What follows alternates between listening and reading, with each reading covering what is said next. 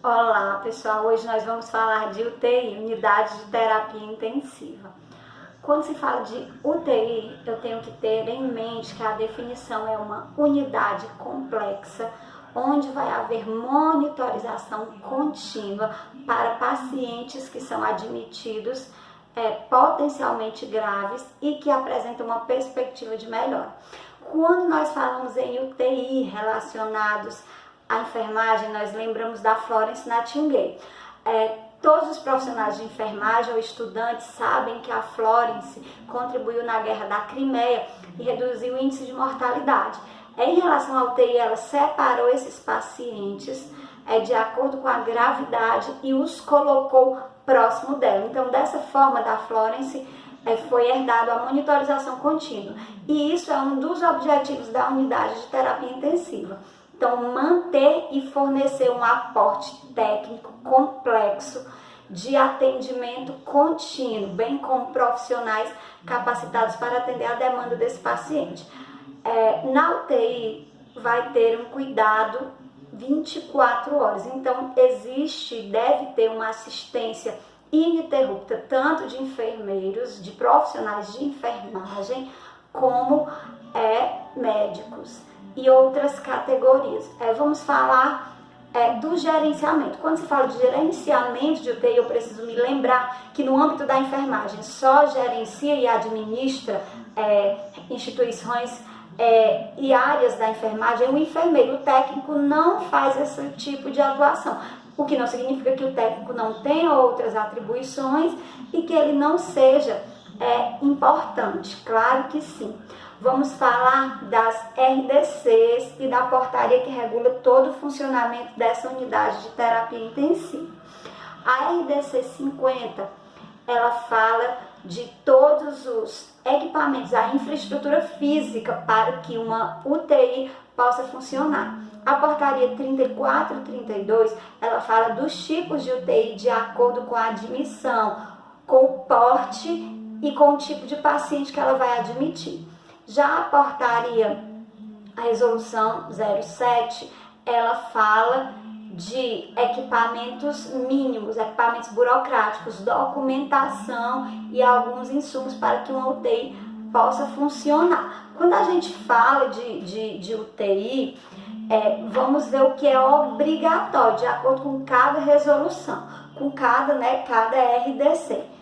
Bom, o que a RDC 50 diz? Ela fala que é obrigatório implementar UTIs em hospitais secundários e terciários que tenham no mínimo 100 pacientes, que para que haja esse requisito de funcionamento, essas UTIs devem ter um alvará de autorização no CREA, e esse mesmo alvará, ele vai ter que ficar disponível, se for necessário fazer alguma auditoria. Essa RDC fala também a questão das áreas que tem que ter em uma UTI, por exemplo, um posto de enfermagem. Então, é obrigatório na UTI ter um posto de enfermagem. Um posto de enfermagem com 6 metros quadrados, que permita a observação contínua dos pacientes que estão admitidos. É uma observação direta. O que ela fala? Que tem que ter um quarto de isolamento. Tem 6% de leitos de um hospital como um todo, tem que ter 6%, na verdade, desses quartos de isolamento.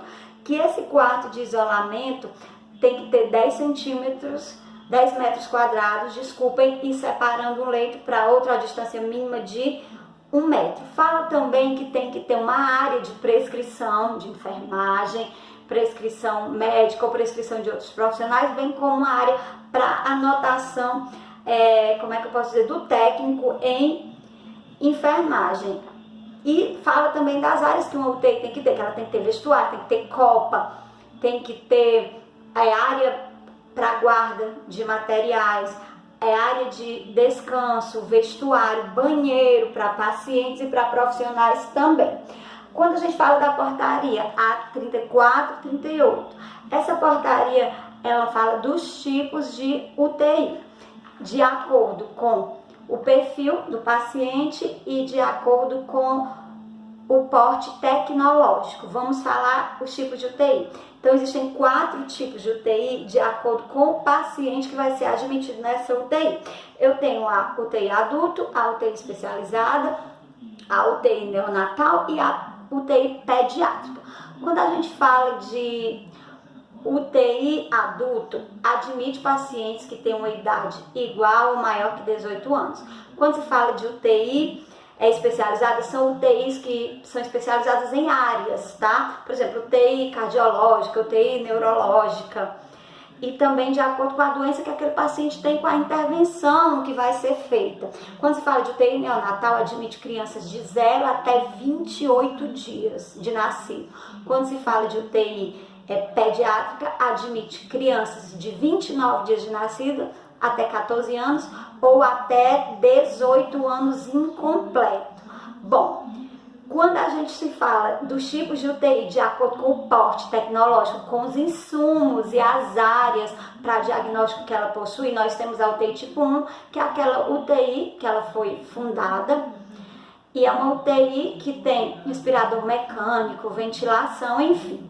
A gente fala do tipo 2, é uma UTI que corresponde a insumos e que tem uma complexidade maior. Por exemplo, a UTI tipo 2 tem que ter laboratório 24 horas, tem que ter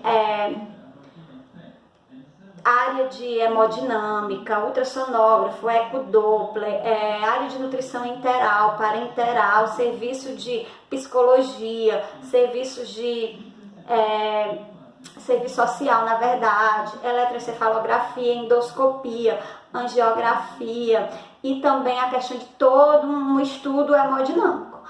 Bom, a UTI tipo 3 tem que ter os mesmos equipamentos de uma UTI do tipo 2, só que no caso dela eu tenho que ter uma tomografia axial, tenho que ter uma área de anatomia patológica, equipamentos de ventilação pulmonar, não só invasivos como não invasivos, o monitor de pressão, tenho que ter capnógrafo, fibrobroncoscopia. A fibrobroncoscopia ela vai avaliar os brônquios, vai avaliar a traqueia, vai coletar material para biópsia, enfim. Tenho que ter capnógrafo que mede a quantidade de gás carbônico que aquele meu paciente tem. Tem que ter também marca-passo transcutâneo. Quando a gente fala da resolução 7, são os requisitos mínimos, requisitos burocráticos, né, de documentos para que tenha assim esse funcionamento. Quando se fala desses requisitos mínimos, na UTI eu preciso ter profissionais que são qualificados, que estejam aptos, né? Então tem que ter 4 documentos básicos: um alvará de licenciamento sanitário, tem que estar inscrita no Cadastro Nacional de Estabelecimentos de Saúde, que é o CNES, tem que ter recursos materiais, recursos humanos, tá? E tem que ter toda uma área que seja, como é que eu posso dizer, que seja para proteção desse paciente. Bom, vamos ver o gerenciamento, os requisitos mínimos na área profissional. Quanto de profissional eu preciso ter para que se tenha o funcionamento dessa UTI? Bom, vamos começar com os profissionais de enfermagem. Então, vamos falar do enfermeiro. Então, eu preciso ter um enfermeiro gerente pós-graduado em UTI, e ter mais um enfermeiro que vai ficar responsável por cada 10 leitos. Quando a gente fala de um técnico em enfermagem, lá na UTI eu preciso ter um técnico em enfermagem para cada 2 leitos em cada turno, e preciso ter um técnico em enfermagem de apoio, caso seja necessário. Eu preciso ter fisioterapeuta, um coordenador e um fisioterapeuta para cada 10 leitos, que ele vai ter que trabalhar 18 horas. Eu tenho que ter auxiliar administrativo, que ele vai cuidar dessa parte burocrática, autorização de exames, enfim, ele vai auxiliar em toda a parte burocrática. Eu preciso ter um médico gerente, um médico plantonista a cada turno, e preciso ter um funcionário de limpeza também para cada, para cada turno. Quando se fala de recursos materiais, o que tem que ter lá no leito de UTI? Tem que ter cama, uma cama hospitalar que tenha grades, uma cama que tenha rodinhas, eu tenho que ter uma bolsa válvula máscara, que é o famoso ambu, um ambu por leito, e mais um ambu de reserva para cada 3 leitos. Eu tenho que ter uma fita métrica, tenho que ter uma monitorização contínuo, equipamento de monitorização contínua, enfim, tem que ter todos esses atributos para que uma unidade de terapia intensiva possa funcionar. É isso que eu tenho para falar hoje sobre a unidade de terapia intensiva. Espero que tenha sido útil. Grande beijo e nos vemos na próxima aula. Até lá!